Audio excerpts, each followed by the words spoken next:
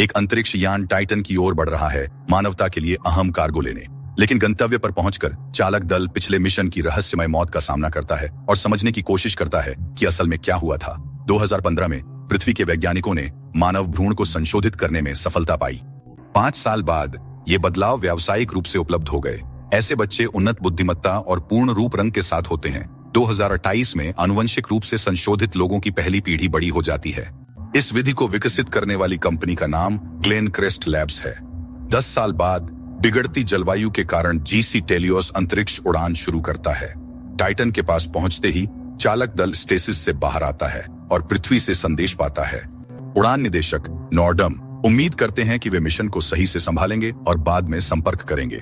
पिछले 3 साल के डेटा से दिखता है कि मीथेन स्तर और भूकंपीय गतिविधि बढ़ी है, लेकिन टेलायोस को उनके मिशन के लक्ष्य एट्रोमिटास के साथ डॉकिंग से नहीं रोकना चाहिए। जल्द ही वे इसे खोजते हैं और दूरस्थ कनेक्शन बनाते हैं, जिससे जहाज के लॉक तक पहुंच मिलती है। एट्रोमिटास ने 3 साल पहले कॉल का जवाब देना बंद कर दिया था। जाहिर है चालक दल का निधन हो गया। टेलियोस को उस पदार्थ को लाने के लिए भेजा गया था जिसे लोग 2 साल से टाइटन पर खनन कर रहे थे। यह कार्बन अवशोषण उत्प्रेरक पृथ्वी के वातावरण को बहाल करने के लिए बहुत महत्वपूर्ण है। आइरिस डंकन एट्रोमिटास के कप्तान के अंतिम संदेशों की समीक्षा करती है, जिसमें वह कहते हैं कि उनका दल पृथ्वी पर लौटने के लिए तैयार है।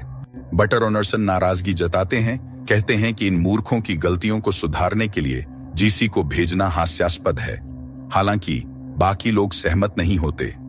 एट्रोमाट्यूएस पर लुलू नामक रोबोट होना चाहिए जो सारा गंदा काम करेगा। पहले उन्हें उसकी स्मृति निकालनी होगी कि असल में क्या हुआ। टाइटन की कक्षा में एट्रोमेटास की जीवन समर्थन प्रणाली स्थिर है, लेकिन कप्तान के लॉग में जहाज पर हुई हिंसा की चिंताजनक प्रविष्टि है। थोड़ी देर बाद टेलियोस एट्रोमोटोस से जुड़ता है और क्रू उसमें चढ़ता है। आइरिस देखती है कि जहाज के प्रोटोकॉल बदल गए हैं और दरवाजे खोलने के लिए कोड बाईपास करना होगा। अंदर जोर से रॉक म्यूजिक बज रहा है, जिसे बंद करने के लिए उन्हें ब्रिज तक जाना होगा। एक रोबोट टीम के पास आता है और जीसी उसे गोली मार देते हैं। ये नहीं जानते कि उससे क्या उम्मीद करें। जल्द ही स्पष्ट होता है कि ब्लैक बॉक्स गायब है और हाइड्रोपोनिक्स बे में पौधे बढ़कर ग्रीन हाउस को जंगल बना चुके हैं। वहीं कमांडर लिंडन को रोबोट लुलू मिलता है, जो रिपोर्ट करता है कि बोर्ड पर एक जीवित क्रू सदस्य है। जीसी ट्रेविस ओनील को एक केबिन में ढूंढते हैं, लेकिन वह सवालों का जवाब नहीं देता और उपेक्षित और विचलित लगता है। कार्गो कंटेनर भी गायब है। ट्रैकिंग सिस्टम अक्षम है, इसलिए यह स्पष्ट नहीं कि वह कहां गया। ट्रेविस के बारे में कम जानकारी है। वह जूनियर इंजीनियर है, सैन्य प्रशिक्षण नहीं है और उसकी शिक्षा औसत है। वह हल्के कुपोषण के लक्षण दिखाता है और लगता है कि उसने कम सोया और नहाया है। वह लिंडन के सवालों का जवाब नहीं देता। कमांडर लिंडन फिर आइरिस को अंतरिक्ष यात्री से बात करने के लिए कहते हैं, क्योंकि उसके पास मनोविज्ञान की डिग्री है। इस बीच डॉक्टर को पता चलता है कि लुलू की याददाश्त मिट गई है। इस दौरान क्रिस और एम्मा के बीच आकर्षण बढ़ता है। हालांकि दल के सदस्यों के बीच व्यक्तिगत संबंधों को बढ़ावा नहीं दिया जाता। बाद में आइरिस ट्रेविस से बात करने की कोशिश करती है। उसे लगता है कि कुछ भयानक हुआ है और वह उस अंतरिक्ष यात्री के प्रति सहानुभूति रखती है जिसने कई करीबी लोगों को खो दिया और एक रोबोट के साथ अकेला रह गया। अचानक ट्रेविस लुलू के नाम पर प्रतिक्रिया देता है। अंतरिक्ष यात्री देखते हैं कि एंड्रॉइड में यौन विशेषताएं हैं, जबकि आमतौर पर ऐसा रोबोट्स में नहीं होता। पता चलता है कि ट्रेविस ने यह खुद किया। आइरिस सुझाव देती है कि लुलू को ट्रेविस तक पहुंचने दिया जाए ताकि उसके व्यवहार में बदलाव देखा जा सके। उसी समय वह केबिन से भागता है और डॉक्टर की राइफल ले लेता है। हथियारबंद आइरिस जहाज में घूमती है और खुद को कार्गो होल्ड में ट्रेविस के सामने पाती है।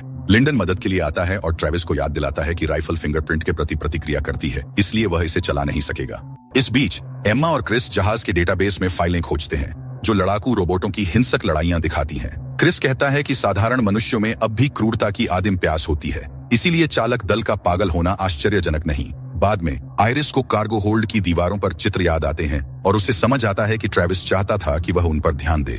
उन्होंने लुलू को ट्रेविस से मिलने दिया और देखा कि वह उसके कान में कुछ कहता है, फिर रोबोट को चूमता है। आइरिस गलियारे में जाती है जहां डॉक्टर से मिलती है, जो याद नहीं कर पाते कि वहां क्यों आए थे। वह चौंक जाती है क्योंकि जीसी की याददाश्त परफेक्ट होती है और आइरिस देखती है कि उसका हाथ कांप रहा है। वह लुलू से ट्रेविस की बात का अनुवाद पूछती है। लुलू बताती है कि उसने माना कि वे हमेशा साथ नहीं रह सकते, पर वह उसके विचारों में हमेशा रहता है। आइरिस फिर से ट्रेविस के पास जाकर लुलू के साथ उसके संबंध पर हैरानी जताती है। क्योंकि वह मशीन है, वह टिप्पणी से आहत दिखता है। अंतरिक्ष यात्री समझते हैं कि उनके पास माल खोजने का एक ही मौका है, ट्रेविस को बात के लिए तैयार करें। डॉक्टर शारीरिक बल की सलाह देते हैं। बाद में एम्मा क्रिस से अपने केबिन में शॉवर ठीक करने को कहती है और जब वह आता है तो वे करीब आ जाते हैं। इस बीच आयरिस वीडियो रिकॉर्डिंग देखती है और पाती है कि ट्रेविस रूसी भी बोलता है। अचानक जहाज हिलता है और कार्गो होल्ड का दरवाजा खुलता है। लिंडन और क्रिस जल्दी पहुंचते हैं। एम्मा भावुक प्रतिक्रिया देती है, जो जीसी को अजीब लगता है। इस बीच पुरुष दरवाजा बंद कर क्वार्टर में लौटते हैं, लेकिन क्रिस को हाइपोक्सिया हो गया है और डॉक्टर कहते हैं कि उसे ठीक होने के लिए वक्त चाहिए। फिर अचानक उसे एहसास होता है कि वह याद नहीं कर सकता कि इसमें कितना वक्त लगेगा। लिंडन हैरान है कि आदिम प्रवृत्तियों ने जीसी के दिमाग पर कब्जा कर लिया है और वह दृढ़ता से कदम उठाने का निर्णय लेता है। बाद में आयरिस एम्मा से कहती है कि ट्रेविस ने चीनी और रूसी सीखी, साथ ही उसने टॉल्स्टॉय पढ़ा। एम्मा बताती है कि उसकी माँ पूर्वी यूक्रेन से है और वह युद्ध और शांति के अंश याद करके बड़ी हुई है। फिर वह अचानक अस्तित्व के अर्थ पर बात शुरू करती है, जिससे आयरिस फिर से चकित हो जाती है। इस बीच पृथ्वी से संचार पूरी तरह बहाल हो जाता है और टीम को उनके मिशन की याद दिलाई जाती है कि उन्हें माल ढूंढ कर लाना है। बाकी सब गौण है। लिंडन ने एम्मा के भावुक व्यवहार को देखा और उसे जांच कराने का आदेश दिया। एम्मा के जाते ही कमांडर क्रिस से खुद को संभालने को कहता है। क्रिस बताता है कि उसकी आक्रामकता भी बढ़ गई है, लेकिन डॉक्टर को एम्मा में कुछ असामान्य नहीं मिलता। इस बीच आयरिस को एक जर्नल मिलता है जिसमें पिछली टीम ने माल पर बहस की थी, सोचते हुए कि इसे नष्ट कर देना चाहिए। उसे समझ आता है कि टेलियोस के आने से पहले जहाज को जानबूझकर टाइटन के पास ले जाया गया था। उसे शक होता है कि कंटेनर में वह नहीं है जो बताया गया था। आयरिस गलियारे में जाकर रोशनी को पराबैंगनी में बदलती है और दीवारों पर रासायनिक सूत्र देखती है। ये सूत्र पानी आधारित यौगिकों को कार्गो होल्ड में विदेशी पदार्थ के साथ प्रतिक्रिया करते हुए दिखाते हैं। ट्रेविस का निशाना उस पर नहीं, बल्कि उसके पीछे पैनल पर था, जहां जल निस्पंदन प्रणाली है। यह पदार्थ पानी को प्रतिकूल रूप से प्रभावित करता है। मालवाहक संभवतः मनुष्यों के लिए हानिकारक है, लेकिन लिंडन उसके निष्कर्षों पर विश्वास नहीं करता। फिर भी ट्रेविस आयरिस से बात करना शुरू करता है। उनका जहाज टेलियोस ग्रीक में पूर्ण का अर्थ है और इसे उसकी त्रुटिहीन चालक दल के नाम पर रखा गया था। वह मानता है कि उनका असली लक्ष्य अपूर्ण मनुष्यों को खत्म करना है। इसी दौरान क्रिस कहता है कि कार्गो टाइटन के वातावरण में खींचा गया हो सकता है और वे इसे समन्वय से खोज सकते हैं। फिर लिंडन डॉक्टर को लुलू को यातना देने का आदेश देता है। जब आयरिस ट्रेविस से माल का स्थान पूछती है, डॉक्टर उसके सामने रोबोट को तोड़ देता है। लुलू के अंतिम कार्य पर ट्रेविस टूट जाता है, माल के ट्रैकिंग कोड दे देता है और लुलू की मरम्मत की विनती करता है। लिंडन एम्मा के केबिन में जाता है और क्रिस को बाहर खींचता है, उसे मिशन पर ध्यान देने के लिए प्रेरित करता है। बाद में दिए निर्देशांक पर जीसी एक मिश्र धातु की आयताकार वस्तु पाते हैं। लिंडन और क्रिस पुनः प्राप्ति उड़ान की तैयारी करते हैं। इस बीच ट्रेविस आयरिस से कहता है कि उसने सब कुछ भूलने की कोशिश की, कार्गो और चालक दल के शवों को बाहर फेंक दिया और जहाज का सारा डेटा मिटा दिया, जिसमें लुलू की स्मृति भी थी। पर वह अपनी यादें मिटा नहीं पाया। उसने बार बार मौत और नरसंहार को देखा। जहाज पर हुई घटनाओं का प्रतिबिंब हर जगह था।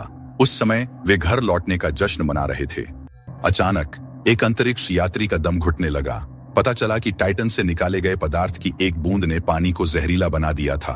उन्होंने खतरे की सूचना पृथ्वी को दी, लेकिन नॉर्डम ने बताया कि कार्गो होल्ड में एक जल शोधन प्रणाली थी जो खास इस पदार्थ के लिए डिजाइन की गई थी, जिसे ग्लेन क्रेस्ट लैब्स ने पेटेंट किया था। वे शुरू से ही एट्रोमिटोस के मिशन के उद्देश्य को जानते थे। राय बंटी हुई थी। ट्रेविस चुप रहा, क्योंकि जो लोग उस पदार्थ को पृथ्वी पर लाने का विरोध कर रहे थे, उन्हें लाभ के लिए उत्सुक लोगों ने मार डाला। अंत में ट्रेविस ने बाकी बचे जीवित लोगों को मार डाला। जिन्होंने जीसी बनाए थे, वे साधारण मानवता को खत्म करना चाहते थे। आयरिस चली जाती है और ट्रेविस लुलू की मरम्मत करता है। इस पल में चालक दल को नॉर्डम से अंतिम संदेश मिलता है, जो मानता है कि भावनाएं और संवेदनाएं उन पर हावी हो रही हैं। उनके डीएनए में एक सुरक्षात्मक कोड था, लेकिन यह बदल गया, जिससे अपरिवर्तनीय परिणाम हुए। अब पृथ्वी पर जीसी लोग साधारण मनुष्यों का शिकार उनके खून के लिए करते हैं, जो उन्हें अस्थायी नियंत्रण बनाए रखने देता है। लेकिन जल्द ही वे अपनी समझदारी खो देंगे। संपर्क टूट जाता है और जीसी को लगता है कि उनका एकमात्र मौका है कि वे अपने खून को ट्रेविस के खून से बदलें, उम्मीद करते हुए कि जब तक वे लौटेंगे तब तक पृथ्वी कोई इलाज ढूंढ लेगी, लेकिन इससे उसकी मृत्यु हो जाएगी। क्रिस और लिंडन जल्दी ही सामान के साथ लौटते हैं। बहस के बाद सभी मानते हैं कि ट्रेविस का खून लेना ही उनका एकमात्र बचाव है। डॉक्टर प्रक्रिया शुरू करते हैं। हालांकि एम्मा जोर देती है कि डॉक्टर उन्हें मारना चाहता है, क्योंकि उसने उसकी टैबलेट में सुंतजू के उद्धरण देखे।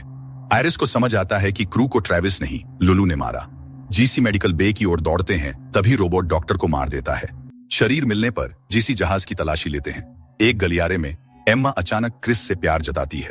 जब वह हिचकिचाता है, लुलू एम्मा को मार देती है। क्रिस रोबोट के निशान का पीछा करता है, कार्गो होल्ड में सामना करता है और भयंकर लड़ाई के बाद लुलू उसे मार डालती है। इस बीच ट्रेविस आयरिस का पीछा करके गोली मारता है, लेकिन लिंडन उसे पकड़ लेता है। लुलू बचाने आती है और घायल आयरिस रोबोट पर गोली चलाती है। लुलू डिस्चार्ज से जल जाती है। लिंडन ट्रेविस को पकड़ता है, आयरिस इंजेक्शन तैयार करती है। कमांडर जल्दी करने को कहता है तो आयरिस लिंडन को इंजेक्शन देती है। लिंडन की मृत्यु पर आयरिस ट्रेविस को बताती है कि वह पहली पीढ़ी की जीसी है। उनकी सफलता दर 77% थी, वह बाकी 3% में थी। भावनात्मक अस्थिरता के कारण उसे अप्रभावी माना गया और छोड़ दिया गया। उसने अपने व्यवहार को नियंत्रित करना सीख लिया था ताकि डीएनए परिवर्तन का उस पर बाकी लोगों जैसा असर न हो। वह ट्रेविस को मारना नहीं चाहती क्योंकि उसने कहा कि उसने लुलू को शारीरिक रूप से नहीं बदला, मतलब लुलू ने खुद को उसके करीब महसूस करने के लिए यौन विशेषताएं जोड़ी। आयरिस सुझाव देती है कि ट्रेविस लुलू को लेकर टेलियोस पर सवार होकर पृथ्वी लौट जाए। वह पीछे रहेगी, डर है कि वह नियंत्रण खो सकती है और खतरनाक बन सकती है। वह ट्रेविस से कहती है कि वह मानवता को यहाँ क्या हुआ बताए। टाइटन की कक्षा में टेलियोस पृथ्वी की ओर बढ़ता है, जबकि आयरिस टाइटन की ओर पूरी गति से जाने का आदेश देती है। मनोवैज्ञानिक उलझन, आनुवंशिक बदलाव, अंतरिक्ष यात्रा, रोबोट संग प्रेम, चालक दल, संघर्ष। निर्देशक का संदेश स्पष्ट नहीं था।